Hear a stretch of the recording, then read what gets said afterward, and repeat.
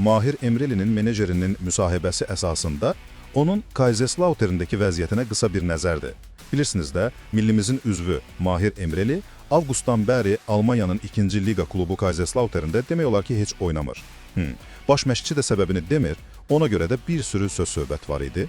İndi, bax, onun meneceri Mateusz Ojok danışıb, görək nə deyir. Birincisi, menecer deyir ki, hələlik, yəni nə qış transferi, nə də Qarabağa qayıtmaq söhbəti var. Əsas odur ki, Mahir o infeksiyadan tam sağalsın, ümid edirlər ki, sonra vəziyyət düzələcək. Yəni, hədəf Kaiserslautern'də qalmaqdır, amma hələ tam həll olunmayıb da bu məsələ. İkincisi, klubda, belə deyək, ciddi bir görüş olub, Mahir özü, meneceri, baş məşqçi, hətta prezident hamısı bir yerdə. Menecer deyir, bəzi şeylərlə tam razılaşmasa da, ümid edir ki, görüşün axırı yaxşı olar. Amma maraqlıdır ki, baş məşqçi qərəzlidirmi sualına birbaşa cavab vermir, lakin onu da qəti deyir ki, yox, Mahirin yüksək maaşı ya da başqa pul söhbəti onun oynamamasına səbəb deyil. Və nəhayət, o məşhur like məsələsi. Mahirin köhnə komandası Nürnbergin qolunun şəklini bəyənməsi.